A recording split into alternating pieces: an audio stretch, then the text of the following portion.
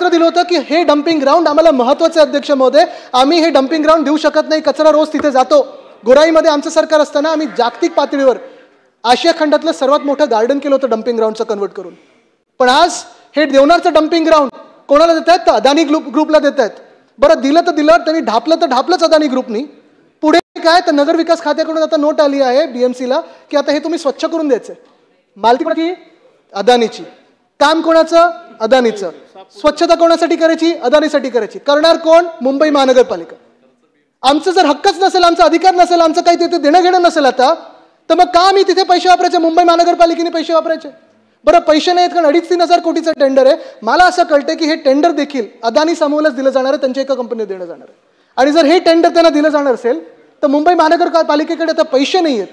म्हणून एक नवीन कर मुंबईवर लावला जातोय, तो म्हणजे कचरा कर, वेस्ट युजर फी. प्रत्येक महिन्यातून आमच्याकडून पैसे घेतले जाणार. का? तर अदानीची जागा स्वच्छ करण्यासाठी, अदानीचा कचरा स्वच्छ करण्यासाठी. म्हणजे अदानी एका बाजूने सगळं लुटत जाणार, प्रीमियम घेणार, सगळं घेणार, आणि मग कर कोण भरणार? तर मुंबईकर भरणार. तुम्ही आम्ही मुंबईकर आपला कराचा पैसा तिथे वापरला जाणार. ह्याला आम्ही अडाणी टॅक्स बोलतो. ह्याला आम्ही विरोध करणार म्हणजे करणारच. पण हे सगळं होत असताना मला वाटतं कुठे ना कुठेतरी सरकारने मुंबईकरांना एक आनंदाची बातमी देणं गरजेचं आहे. उद्धव साहेबांचं सरकार असताना, मुख्यमंत्री उद्धव साहेब असताना 500 स्क्वेअर फुटापर्यंतची जी घरं होती त्यांना पूर्णपणे प्रॉपर्टी टॅक्स आम्ही माफ करून दाखवला होता. होय, मुंबईसाठी केलं होतं.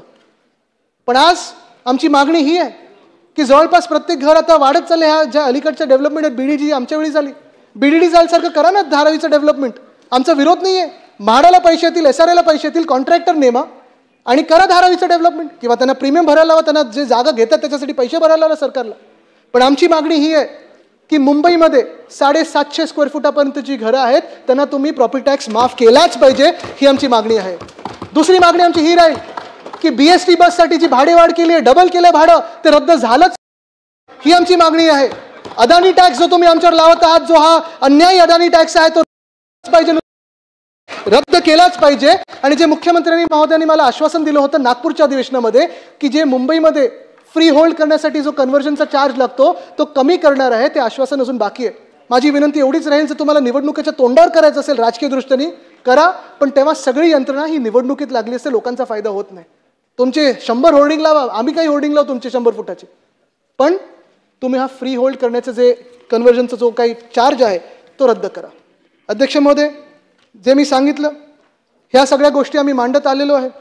पण आज हे सगळं होत असताना कायदेसुव्यवस्थेवर मी जास्ती वेळ घेणार नाही. 1-2च थोडक्यात विषय मला घ्यायचे आहेत.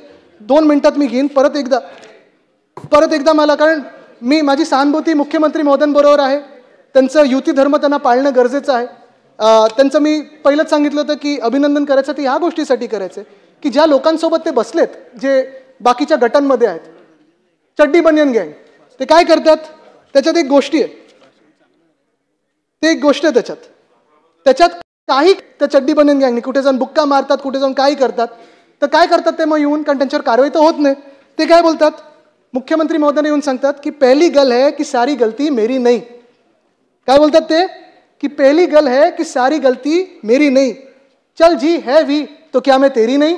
आणि मग मुख्यमंत्री कारवाई करू शकत नाहीत.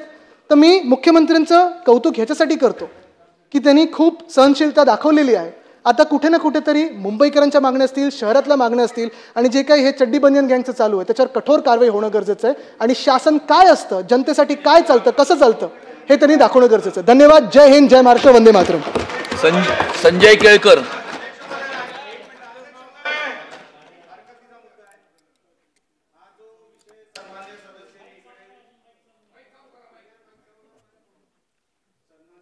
त्यांनी हे जे काही शब्द वापरलेत, नेमकं कोणावर कारवाई व्हावी, नेमकं त्यांची चड्डी कोण, त्यांची बनियान कोण, हे एकदा त्यांनी सांगावं ना.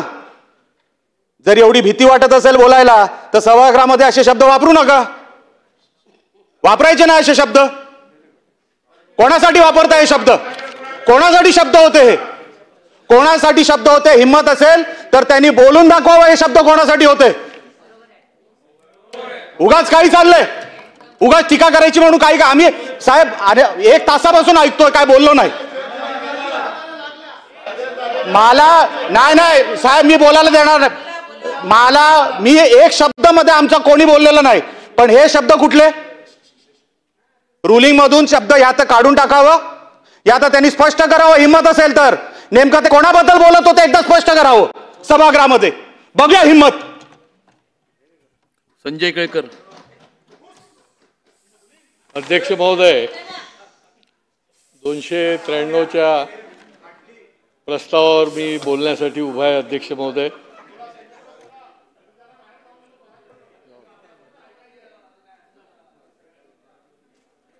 स्थानिक स्वराज्य संस्थांच्या निवडणूक न झाल्याच्या पार्श्वभूमीवर या प्रस्तावावर एक मुद्दा घेतलेला आहे.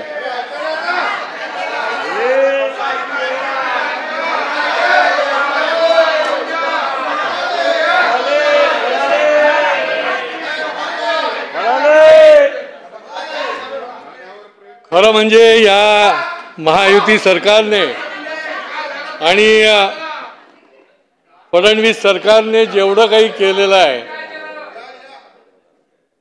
तर त्यांना आपल्याला खऱ्या अर्थाने या रिजनचे भाग्य विधाते म्हणायला हरकत नाही. अशा प्रकारचं काम हे महायुती सरकारने एक तर 2014 ते 19